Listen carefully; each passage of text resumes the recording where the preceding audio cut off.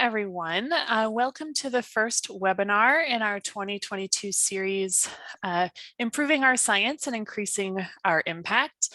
I am Kim Walski, the current president of the Society for Environmental, Population, and Conservation Psychology, also known as Division 34 of the American Psychological Association. And before I introduce our speaker, let me just explain the format a little. We will hold questions until the last 15 minutes or so, but you are welcome to put questions in the chat at any point, and I can ask those on your behalf at the end. And if there's time permitting, you're also welcome to just raise your hand and ask your question directly, but be aware we are recording this and we plan to post this on Division 34's YouTube channel. So with that, it is my pleasure to introduce Dr. Gabrielle Wong-Parodi, who is an assistant professor in the Department of Earth System Science at Stanford University, as well as a center fellow at the Woods Institute for the Environment at Stanford. Dr. Wong-Parodi received her bachelor's in psychology at the University of California, Berkeley, and her master's and PhD in risk perceptions and communication, also from Berkeley. Her background covers a wide range of sustainability topics from energy resources, climate change adaptation and mitigation, and risk perceptions of emerging technologies. And her research focuses on applying behavioral decision research methods to address challenges associated with global environmental change. And she uses these approaches to create evidence-based strategies for informed decision-making. And in fact, her expertise has been called on several times by the National Academy of Sciences. But what I'm excited is to learn about the work she's sharing today, which has a real focus on building resilience among frontline communities affected by climate change. So let me stop sharing and turn it over to Dr. Wong-Parodi. Hi, everybody. It's so great to see you all virtually. So what I'm going to do is I'm going to try to successfully share my slides. And did it work? Yes. You can see them? Okay, and you're not seeing a weird presenter mode or anything? No, it's perfect. Perfect. Wonderful. Thank you so much, Kim, for the introduction. So let me get this out of the way. Okay. So as many of us are personally experiencing, the number and cost of weather and climate disasters is increasing. And it has been increasing over the past several decades. And you can just see here the snapshot of the range of the different types of disasters that we've been dealing with, from droughts to wildfires to severe storm events. And especially we're seeing kind of an acute increase over the past 5 years or so. And when we think about what people can do to prepare for these types of increasing extremes, there are a range of potential options, from learning about the immediate threat of an event occurring to thinking about, well, what can I do in terms of myself as a consumer and sort of the lifestyle choices that I make in order that may help me adapt to these increasing extremes. So what I'm going to do before we dig into the Our Communities project, which I'm going to talk about in the latter half of my presentation, is to give you some examples of how people are adapting in the work that we do. So the first thing I'm going to talk about is how one type of adaptation could be a form of civic engagement. In this case, support for adaptation measures that are taken by corporations, in this case, utilities, in the event of increasing wildfire risk. So the extent of extreme wildfires is growing and impacting lives. It's interesting, as you see in this chart here, that the number of fires is kind of remaining constant over time. However, the amount of area burned is actually increasing over time. And this is presenting immediate threat from flames to people, both domestically here in the US and also around the world. But it also is resulting in kind of these other impacts. So for example, with a wildfire, smoke can travel from its origins hundreds to maybe even thousands of miles away, affecting people's health. And we know that climate change is exacerbating conditions. So for example, temperatures are increasing, soil is getting drier, there's less precipitation in certain areas, in certain regions of the world. And we also know with these types of particular events, humans can provide the spark. So if we look at this time period between 1992 and 2012, we see that 84% of all wildfires are related to some sort of human activity.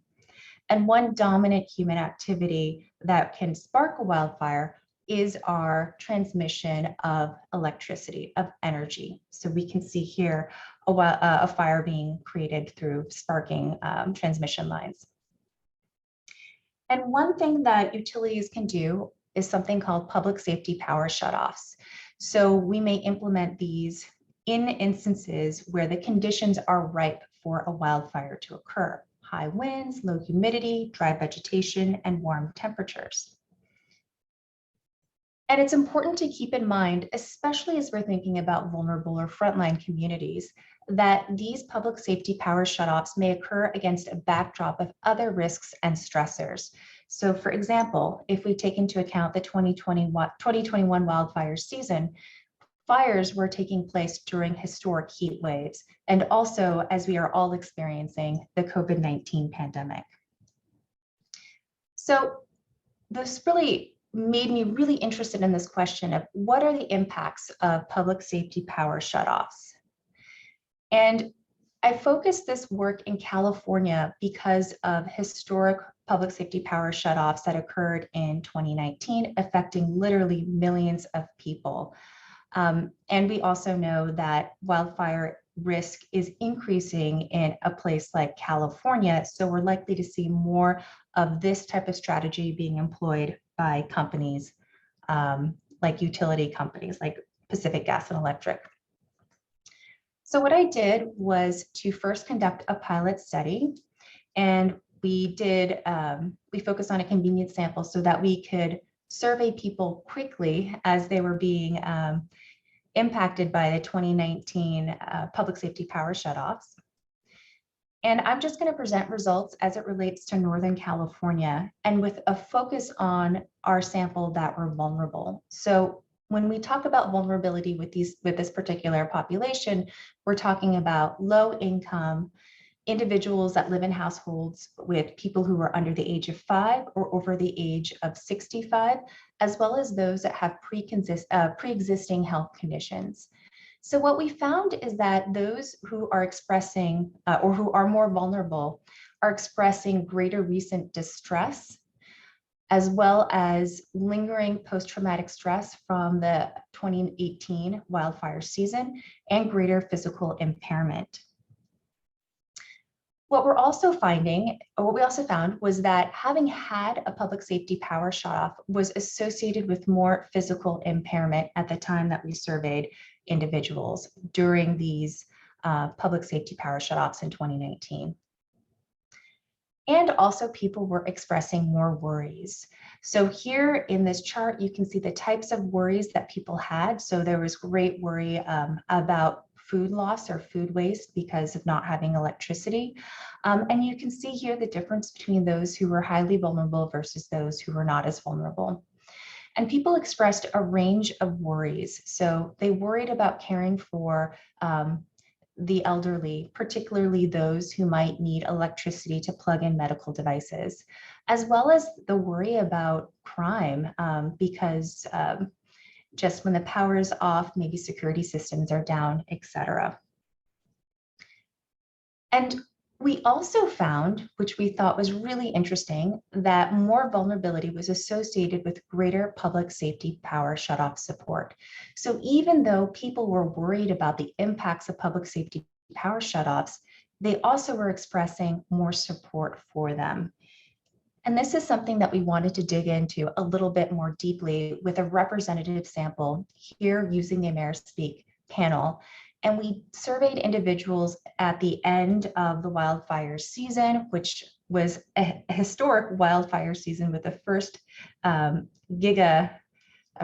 we can put this here, with the first gigafire in the state's history. So this was really the worst wildfire season that we had seen at the time. And people were expressing a lot of different types of negative outcomes during the 2020 wildfire season. And I wanted to just point out the types of negative experiences that they reported. And so the most common one was harm from smoke, not directly being impacted by flames, and also knowing someone who was harmed from wildfires. And we found that more negative outcomes were associated with poor current mental health. We found that more wildfire exposure was associated with greater wildfire risk and worry, and that more negative outcomes were associated with greater wildfire risk and worry. And that having some pre-existing health condition was also associated with greater wildfire risk and worry. And that more wildfire worry was associated with greater public safety power shutoff support. Whereas more public safety power shutoff worry was associated with lower public safety power shutoff support. So what were we seeing? What is this pattern of results that we're seeing across this pilot and this large representative sample survey that we did? What we're seeing is basically people are weighing the low probability, high consequence events, so in this case, wildfires and impacts, against a high probability, lower consequence event, which are public safety power shutoffs and those associated impacts. Especially among those individuals who are vulnerable, these low probability, high consequence impacts and threat are kind of weighing more heavily for people. Yet it's also important to think about and to take into account that people still worry about public safety power shutoffs and their impacts. So the implications, especially as we think about vulnerable communities or frontline communities, is that it's important to link public safety power shutoffs to wildfire risk and impacts for communications to make it clear why we're doing this. And also to acknowledge and to take into account the worries that people have that are very real about the impacts from public safety power shutoffs, and to provide people with information and resources for at-home preparation, such as backup generators, and thinking about how community centers can be places where people might be able to go to charge electronics and to have a safe place to go when these types of events occur. And that vulnerabilities should be assessed and incorporated into public safety power shutoff communication and deployment, especially in the face of these compounding threats and stressors. So we've talked about support for an adaptation measure that companies can take and how people might be dealing with those actions in light of the changes that we're experiencing in terms of extreme events. And now we're going to think very quickly and walk through a very quick example of another type of adaptation strategy people might take in the face of these increasing extremes. And this has to do with migration. And so here we're really interested in understanding the psychosocial factors predicting people's intentions to stay or go in the face of increasing risk. And the literature on migration, especially as it relates to climate migration, suggests that there are a host of different drivers for migration, including social factors, economic factors, political factors, as well as environmental factors. And we argue that in the face of these increasing extremes, these kind of acute threats may start to play an outsized role in helping people make these decisions or informing people's decisions about whether or not to stay or to go, depending upon resources and other sorts of constraints. And that psychosocial factors may be important in terms of being associated with this decision-making process. So again, with our representative sample of AmeriSpeak panelists, this was done in December of 2020. we asked our participants about their migration intentions. And what we found is that while about 69% do not intend to move, about 31% do intend to move in the next 5 years or so. And for about half of those, the impact of wildfire and wildfire smoke is really bearing on their intention to move, is really playing a role in their intention. And we found that having experienced more negative wildfire smoke related outcomes was associated with greater intention to move. And we found an association between having some personal experience with wildfire and smoke and threat appraisals, such as susceptibility and severity with respect to exposure to wildfire and wildfire smoke. We found that this association was stronger for those who were intending to migrate.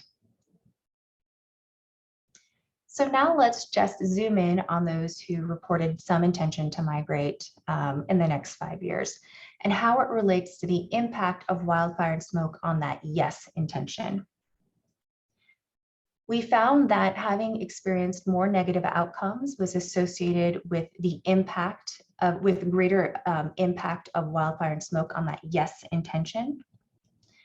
However, we found that prior exposure was negatively associated with the impact of wildfire and smoke on that yes intention, which suggests that there's something about the quality of the experience, not just the exposure, that really matters in terms of wildfire and smoke having an impact on that yes intention.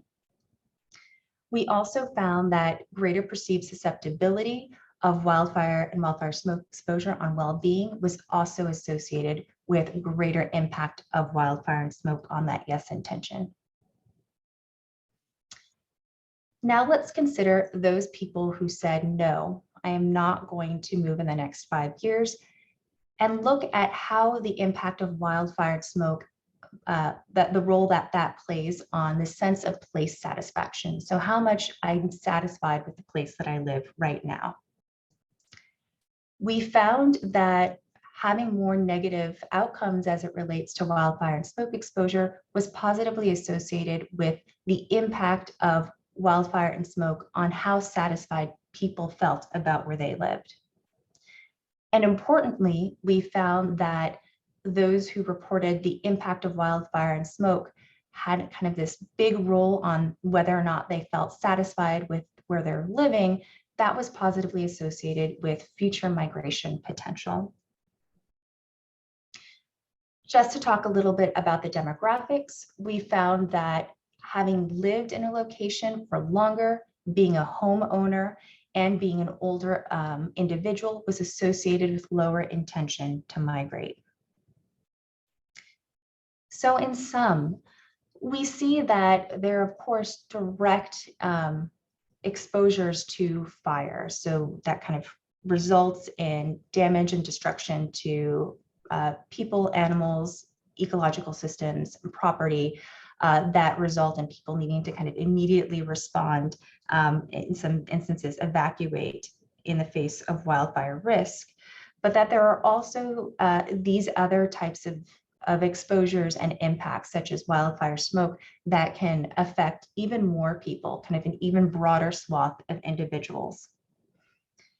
And that we're seeing differences among those who intend to stay versus those who intend to go.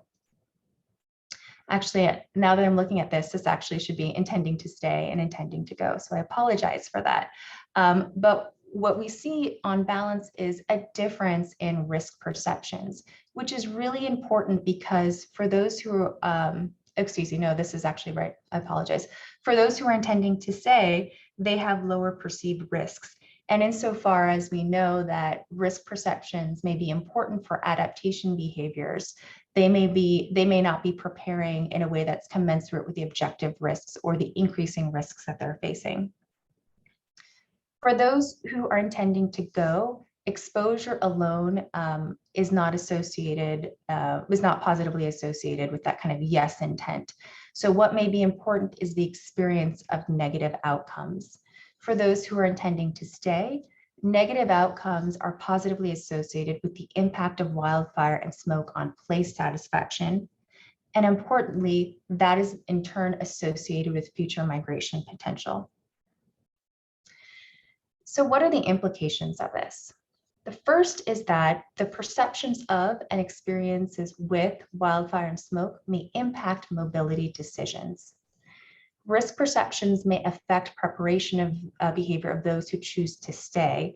And so, as I just mentioned before, this could be problematic if people are not taking steps that are commensurate with the risks that they face. And so we need to think through how we might want to have communications and outreach to help people understand the risks and to adapt to those increasing risks. And we also may think about normative models of climate migration. So what are we expecting in the years to come as we're experiencing more wildfires or sea level rise or extreme storm events, and how that might affect mobility in the US and also around the world, so that we can create more behaviorally realistic models of what to expect to better prepare for mobility that we might see in terms of building up social and physical infrastructure. So we've talked briefly about kind of two areas that my group is looking at in terms of adapting to these increasing extremes. And now we're going to talk about this project that we're doing, which really looks across a range of different types of adaptation behaviors that people can employ in the face of these extremes, specifically as it relates to wildfires and wildfire smoke, but also with extreme heat events. And we talked about how, when we look at the historic record, we're seeing an increase in these types of extreme events, resulting in these huge disasters that we're experiencing and grappling with. But as we look to the future, we expect to see more of these types of events. So take, for example, the study that was published last fall in Science, looking at intergenerational inequities with respect to exposure to these types of extremes. And if we look at a figure on the right from this article, we see that those individuals who were born in 2020 have at least 4 times increased chance of heat wave exposure than those individuals in 1960. And I don't know how many of you are from the state of California or were around the Bay Area at the time of the wildfires that began in August and just kind of continued on. It felt like forever. But this is a picture of San Francisco on September 9th, when people woke up and literally the sky was orange. You could not see the sun. The smoke was aloft such that everything was kind of orange and cool and spooky and kind of felt apocalyptic. So this is these are the kind of smoke events that places like California and the American West are experiencing. And we know with respect to wildfire smoke exposure, we're seeing unequal impacts based on income, race, age, and health conditions in terms of poor health outcomes. And some recent studies using crowdsourced data, using something called the Purple Air Sensor, which collects information about particulate matter in the indoor environment, we're finding that not only during these events is the outdoor air unsafe to breathe, but the air inside may also be unsafe. There are those of us who have the luxury to be able to afford to implement strategies in our home that can help us better adapt to increasing poor air quality during these types of wildfire events. Such as putting in filtration systems, or even having the resources to go to places where there is clean air. There are many of us who cannot afford these measures for a variety of reasons, whether that be kind of work-related constraints or financial-related constraints. So this particular project that I'm going to talk about right now, Our Communities, Our Bay, is really about looking at frontline communities and thinking through how we can think about preparing community members to meet the challenges of these increasing threats. And so here we have done this kind of co-produced, co-created approach to identifying what sort of concerns the community has and thinking through solutions or interventions that might be feasible in these communities. And so I just wanted to highlight with this particular partnership, we've been working with community organizations, in this case, El Concilio San Mateo and Climate Resilient Communities, for several years on a variety of projects. And we also have a research team at Stanford that kind of helps to support these projects. And with this particular project that I'm going to describe, we really were interested in understanding how can robust, affordable interventions reduce exposure and increase positive health outcomes in the face of climate change related hazards. And so what we did was to first think about, well, what sort of decision support can we offer community members in a way that is affordable and accessible? And so we developed the Our Communities app, which is based on the Environmental Protection Agency's SmokeSense app. And this provides people with information about air quality, about temperature, steps that they can take where they can kind of reduce their exposure when these types of events occur, a better understanding of if they're experiencing different kind of health related symptoms as it relates to these exposures, better understanding what those are and what they can do about them. And with this particular app, we made sure that the language and the terms that we use are culturally and linguistically appropriate. The app can detect the native language of the communities that we're interacting with. So in this particular case, our community members are individuals who speak English, but also Spanish. We have a large Pacific Islander population here locally in the part of the peninsula that we work in. And so the app also can detect Tongan or Samoan. So we made we had tremendous efforts in trying to make this app really accessible and usable. And what is great about this app is that it provides users with information, but we can also gather information from them as well. We can push out surveys, for example, in real time as events are unfolding to understand what people are thinking, what they're doing, how they're behaving, and how they're feeling. So this is really a powerful tool for data collection as well. We also see this as an opportunity to test various low-cost interventions that kind of lean into what we know from the psychological literature, from decision science, about what might be effective in terms of motivating people to reduce their exposure to take these adaptive behaviors. So in this particular case, we have a version of the app that provides people positive feedback. We have another version of the app which also provides people with social comparison feedback. And so the positive feedback is going to basically be triggered by the types of adaptation measures people report that they're taking. And so you can imagine we could have messages like, great job, keep it up, so on. With respect to the social comparison information, behind the scenes, we'll be able to calculate how they're doing compared to other people in the cohort and provide people with that comparative information through the app.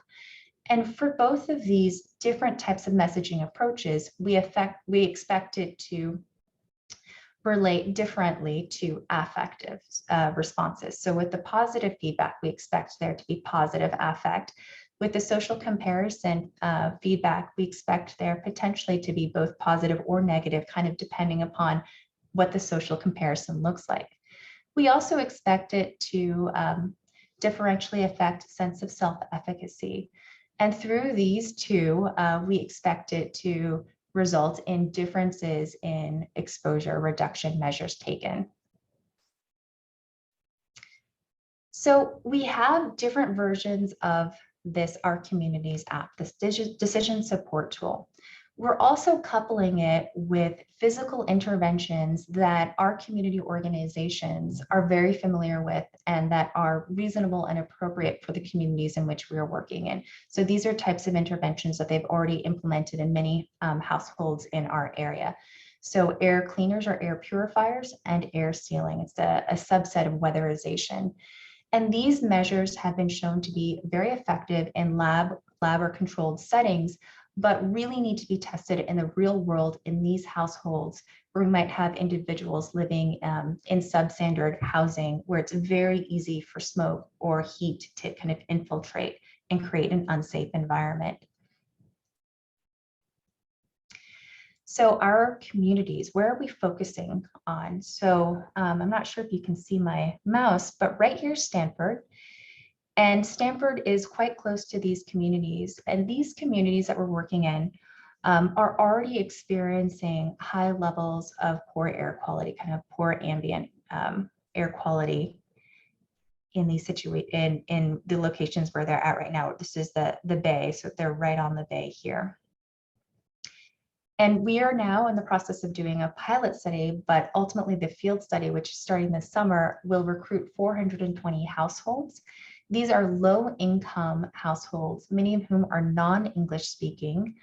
And this is a longitudinal study, so we're going to be following people for 3 to 4 years.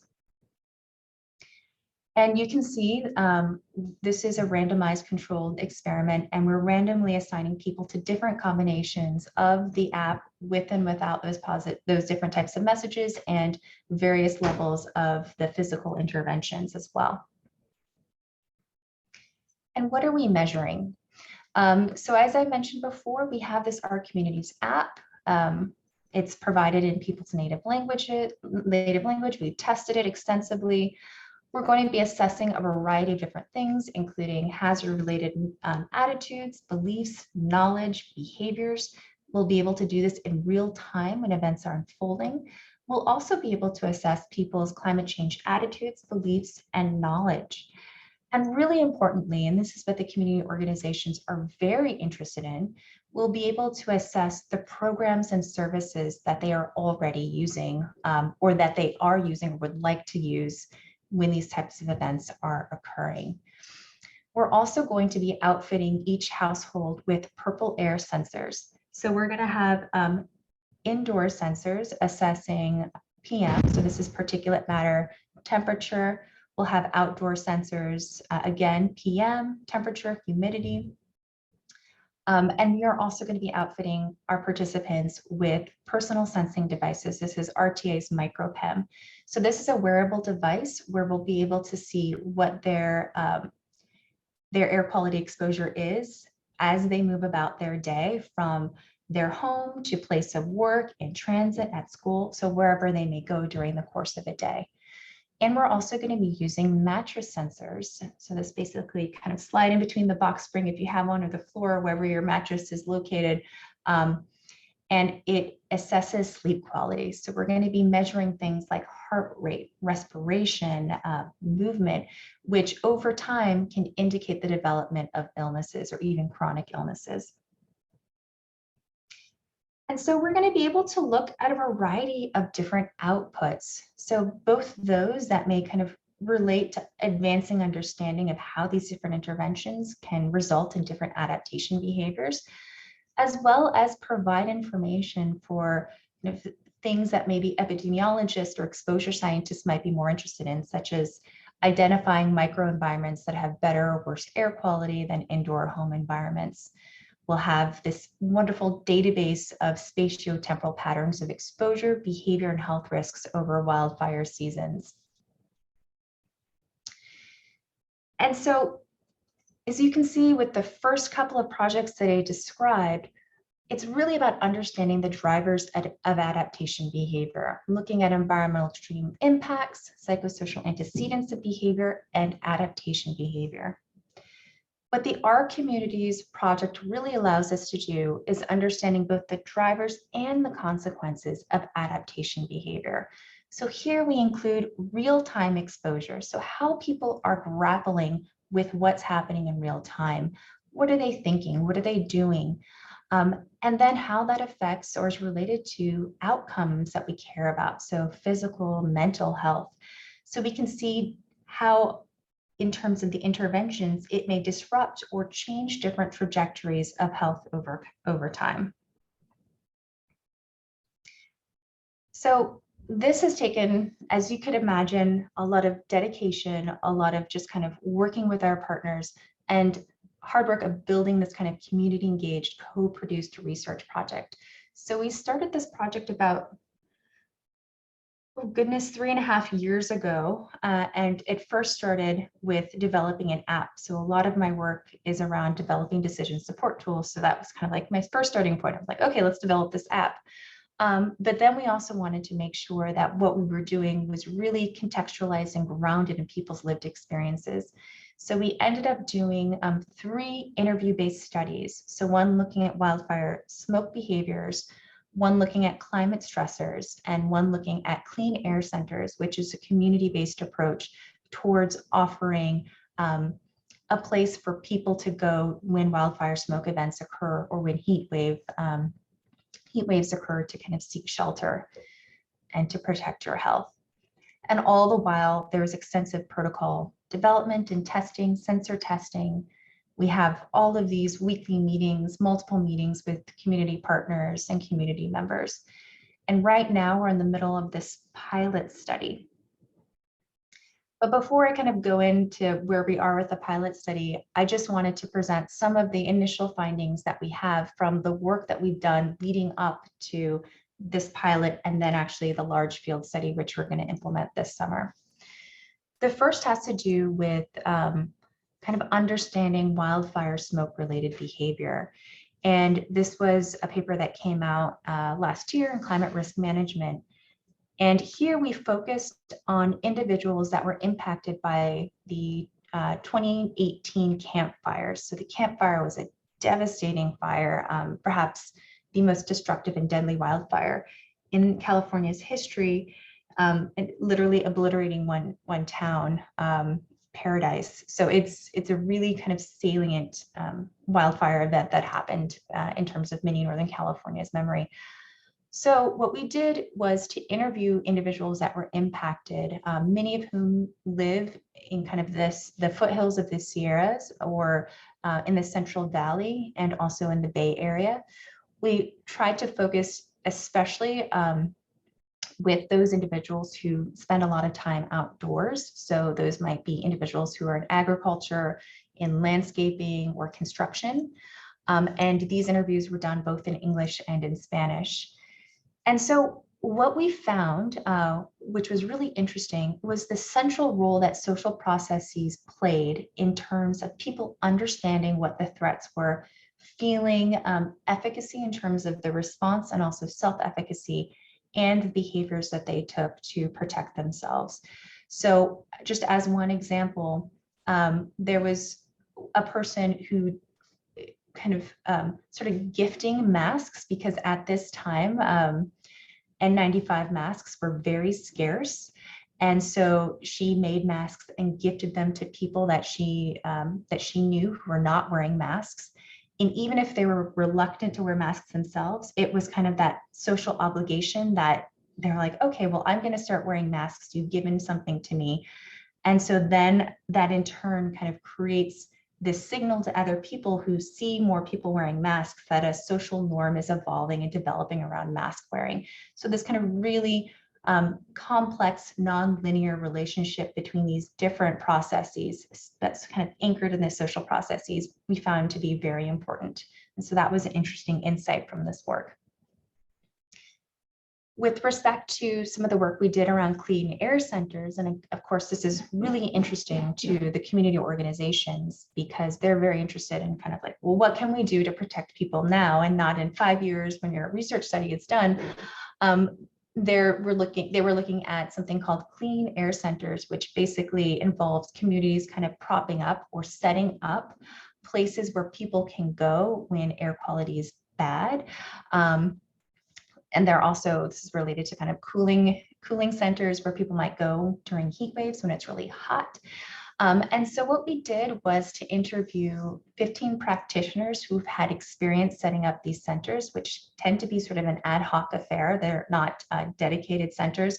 So they might be set up in a library where somebody goes and says, okay, let's go get an air purifier and set this like clean space up, basically. And then we talked to community members locally here who are considering whether or not to set up a clean air center.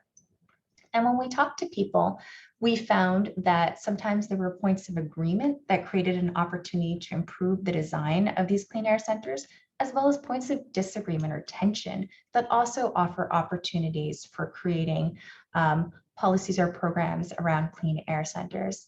So one point of agreement basically was transportation. So practitioners said, okay, we need to prioritize accessibility to these centers, and community members were saying, how do I get to a center? I don't have a car, or if it's extremely hot outside or very smoky outside, I do not want to have to walk several blocks to get to a location, to a facility. So transportation is really key to making sure that people are getting to where they need to be in order to protect themselves.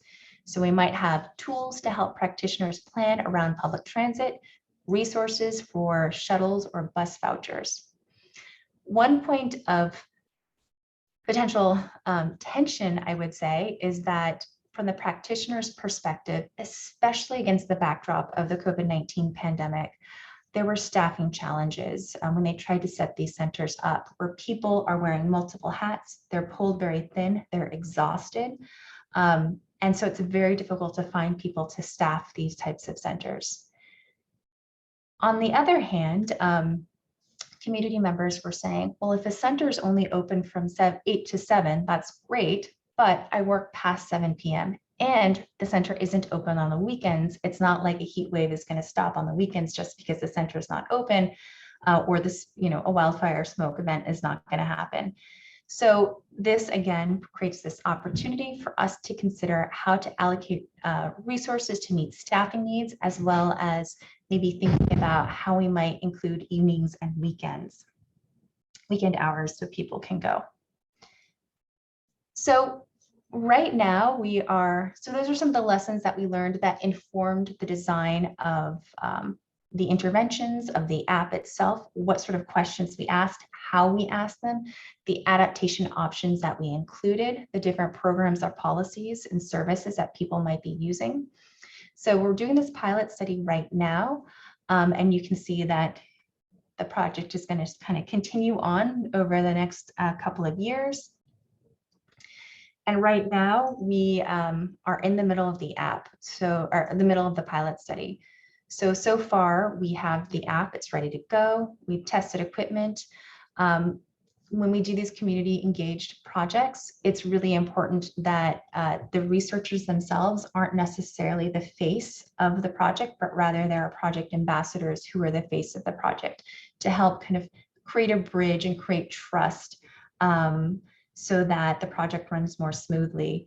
And so we did recruitment and enrollment training of 13 project ambassadors who are community members themselves. They have really deep knowledge of what the community is like. We did 2 sessions of that training. We have recruited 30 households thus far, and then unfortunately Omicron happened, so things were kind of put on hold for a little bit. But right now we're in the process of completing enrollment. And so over the next month, we're going to test these different interventions, these different technologies, and update all of our protocols in advance of us actually scaling things up and doing that large field study. So this is just kind of an overview of the Our Communities, Our Bay project, and an illustration of how we co-created and co-produced the different interventions, the things that we learn along the way that can help inform the design even further. And really points to the need for a real collaboration between researchers and community members and practitioners to make sure that these types of projects are successful. And I think it's important, and I'd love to end here, to think about when we're thinking about frontline communities, we're thinking about preparing communities to adapt to the climate change that we're already seeing. It's really important to think about how we can make scientific knowledge actionable. So what can we do to scale up or to scale out the science we're creating? And so this is something that's of real interest to me.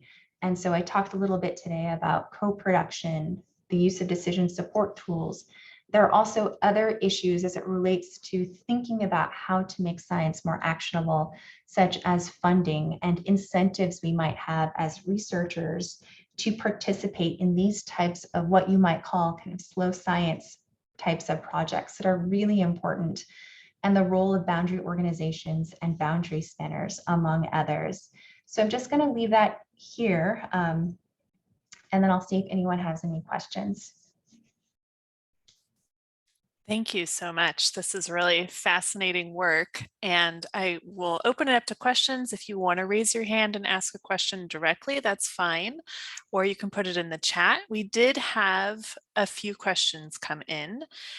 So one question is, what do you think might ultimately trigger climate-induced migrations? It's interesting to see high intentions to migrate from your data, but do you know where people plan to go, or whether or not those intentions actually translate into migration? And there's a longer comment here, but there is some evidence, and I guess an episode of This American Life kind of showing that people end up turning a blind eye to things like houses falling into the ocean or rivers running dry. And so do we really think people are going to end up migrating?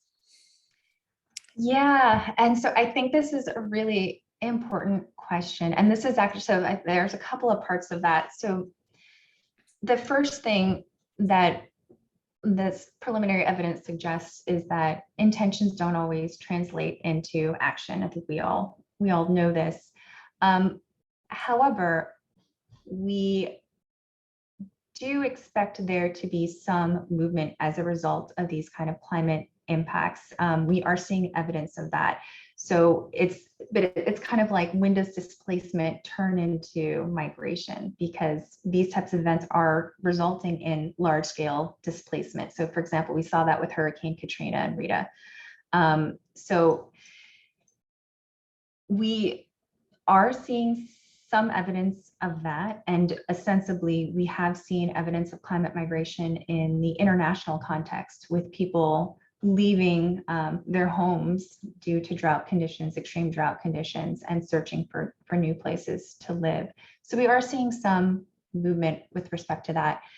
One really interesting thing that my group is wanting to do is basically understanding where people go or intend to go, and the extent to which the place they land is going to be kind of have the same level of risks, or maybe the same types of threats, or even more risk and maybe unfamiliar threats. So we have a study where we've asked people where they intend to go, and we're going to do some analysis to see what those risks are. We also, there's a variety of other things that we're planning on doing, which kind of involves us pulling like behavioral economists into the fold, but basically understanding, using, for example, USPS records of people who have moved, and in the event of wildfire events or other sorts of hazard events, and seeing where they went and why they went, and kind of following up with those types of individuals. So I think this is an interesting question. How things will play out domestically, I think, is really interesting. I think the important thing to note here is that there are geographers and demographers that are already trying to model migration, climate-induced migration, but they aren't really behaviorally realistic. They make some assumptions about human behavior.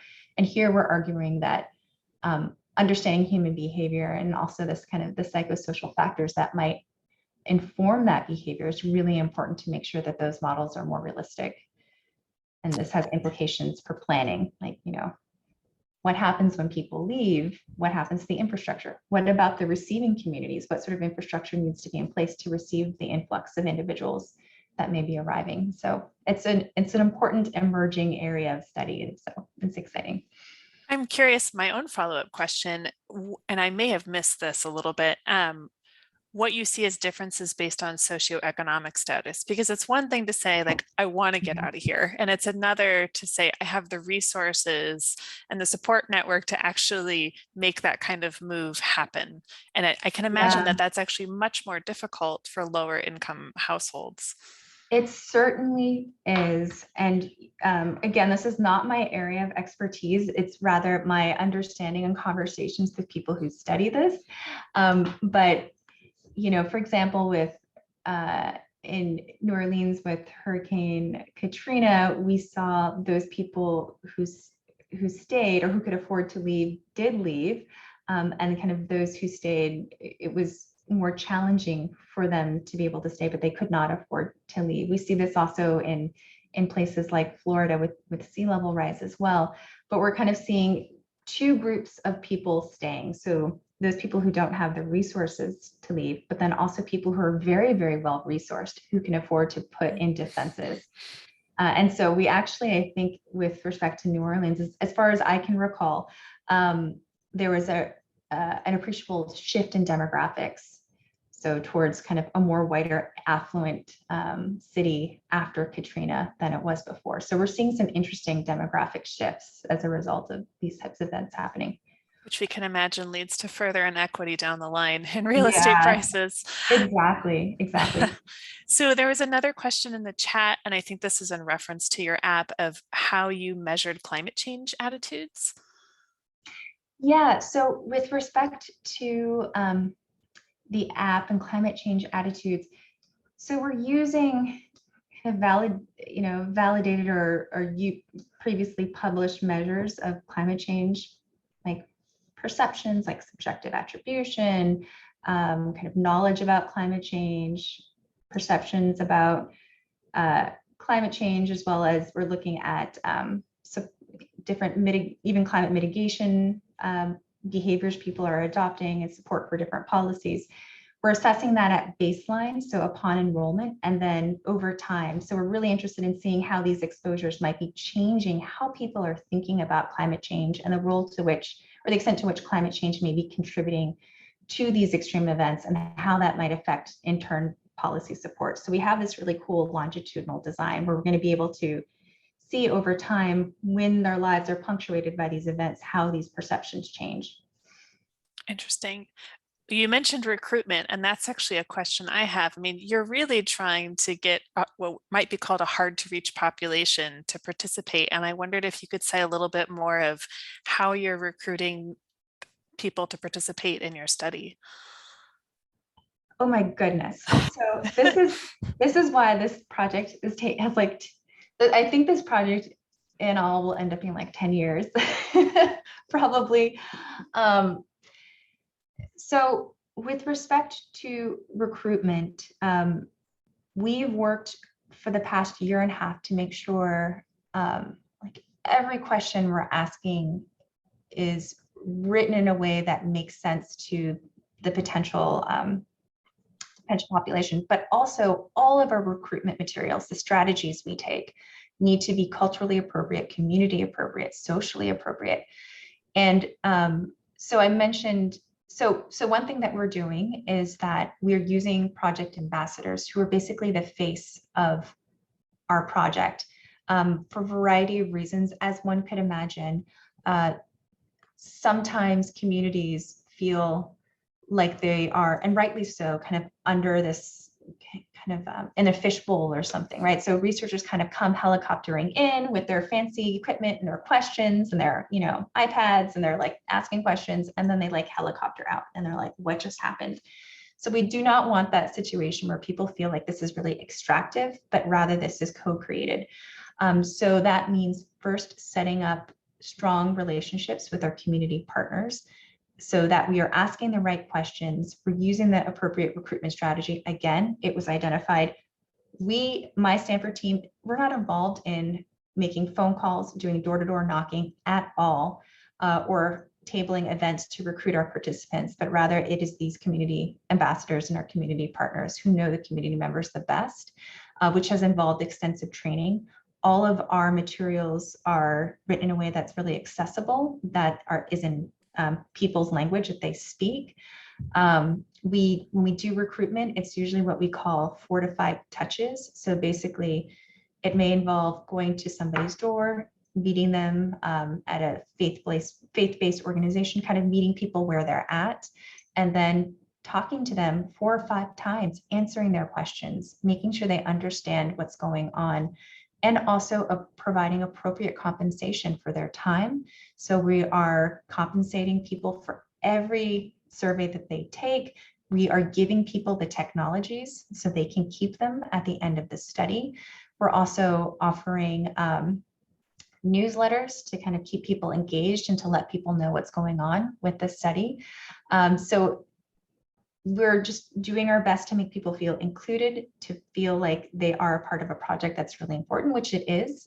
And yeah, kind of doing our best with that. And I think, and I'm fingers crossed that this is going to help with retention too, although we have accounted for attrition in our recruitment, kind of the sample size that we're going for. But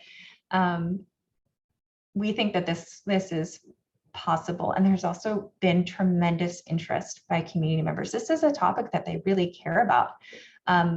Many of them are experiencing kind of these compounding stressors. Many live in substandard housing. Many of them cannot afford fancy gadgets to kind of reduce particulate matter in their home. So they want to see this and they want to know how they can help. So this has been, so far, the response has been really tremendous.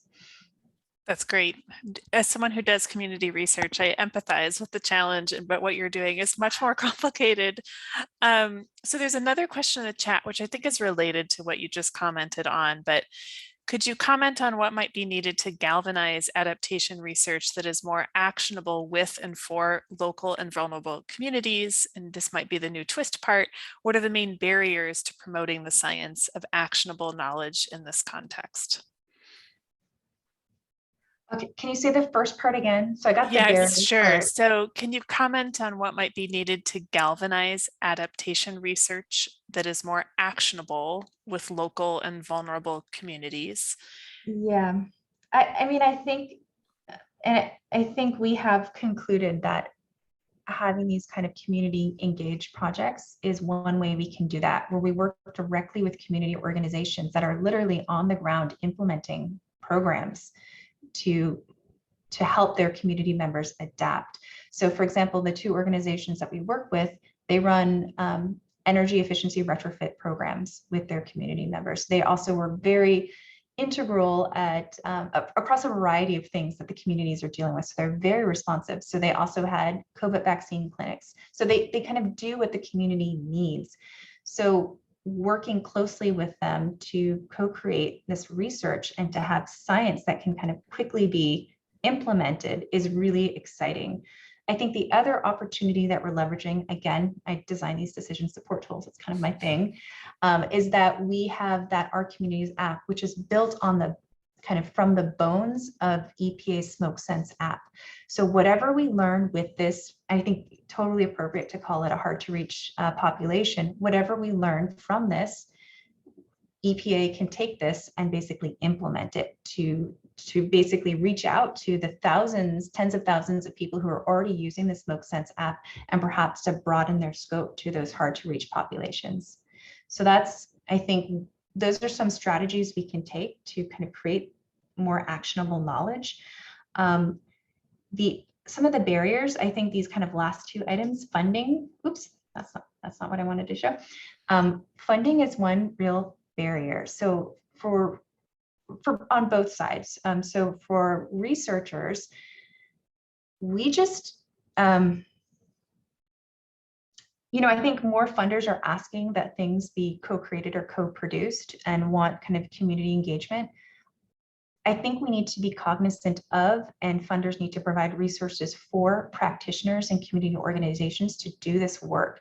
Some of the community organizations that we work with, they are being pulled in so many different directions and kind of just get added on like in an ad hoc fashion to these projects. And it doesn't necessarily benefit them unless there is some funding for their time to compensate them and to compensate them fairly, right? And so I think kind of that model needs to change. There are a bunch of other models that I think need to change that might induce or encourage researchers to participate in these types of projects in a more substantive way that isn't so like ad hoc, like, oh, I have an NSF proposal, I need to, put this in really quickly.